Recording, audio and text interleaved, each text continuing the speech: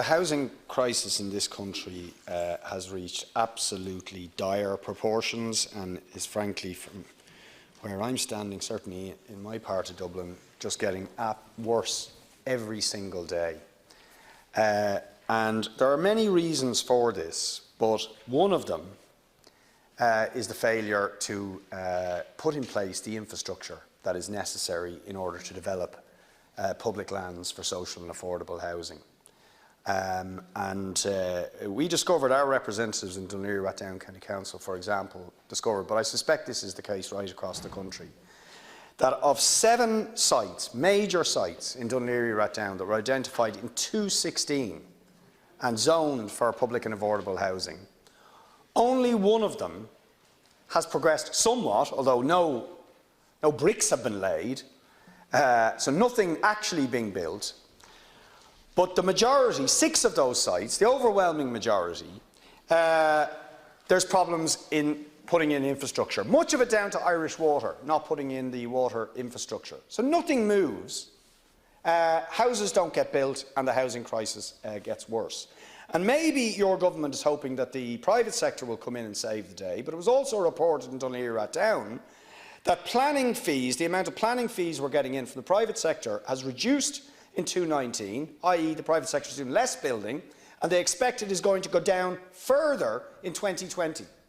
So the private sector is slowing down in terms of housing delivery in a key part of Dublin affected by the housing crisis, very likely many other parts of Dublin and elsewhere, and public land zoned for housing development not moving at all because of the lack of infrastructure.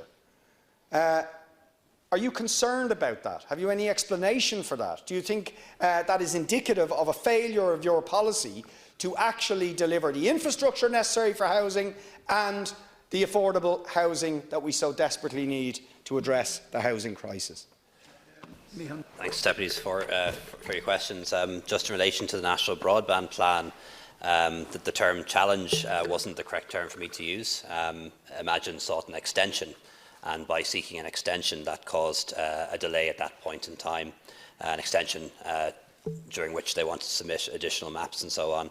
To the best of my knowledge, there has been no revision to the state intervention area. The National Broadband Plan is now with the European Commission, which is a required process, obviously, because to get state aid clearance it has to go to the European Commission. But we look forward to a positive outcome, and if we get a positive outcome, that will enable us to sign the contract before the end of the year, and next year start connecting homes and businesses and farms all over rural Ireland to high-speed broadband, and that is our objective, and that's what we want to get done. In terms of the National Children's Hospital, there's been no change to the budget allocated in December 2018. The contractor has, however, submitted claims, and these have yet to be adjudicated.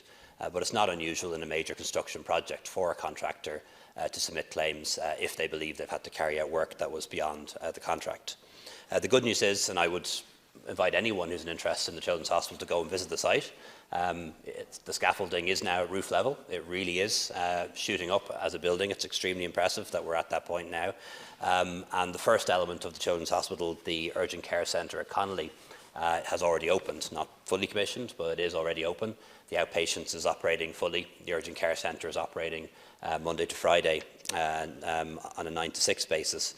And it's already making a difference. The number of children waiting to see a general paediatrician has fallen by 30% already, already having a very significant impact on waiting lists, because those children who were waiting a long time to see a general paediatrician can now be seen in the dedicated outpatient department in the Blanchardstown Urgent Care Centre, and is a new service, of course, as well for people living in West Dublin and Meath and so on, who no longer have to take their kids to Temple Street and can take their kids to really modern facilities in Connolly instead.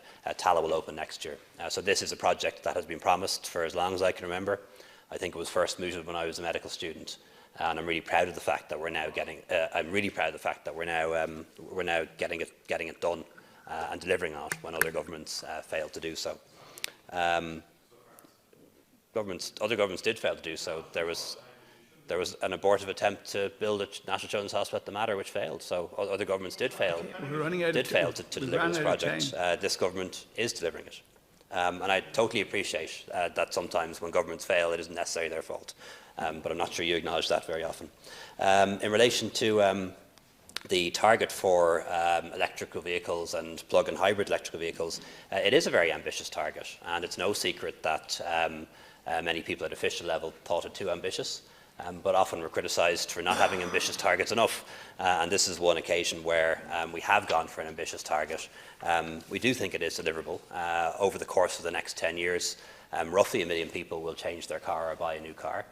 It's not inconceivable that we'll get to a point where the majority of those will opt for an electric vehicle or a plug-in hybrid electric vehicle instead, and we need to invest in the charging points to make that possible. That's happening. There are grants available to encourage people to do so, and as well as that, the cost of those vehicles is coming down all the time, and I think that'll be when you start to see the big change with people opting for them instead. On the issue of housing on public land, my view is that we should use public land for housing, and that is being done. And we should use public land for all of the public, for social housing, for people who want to buy their own home, and also for affordable and cost rental.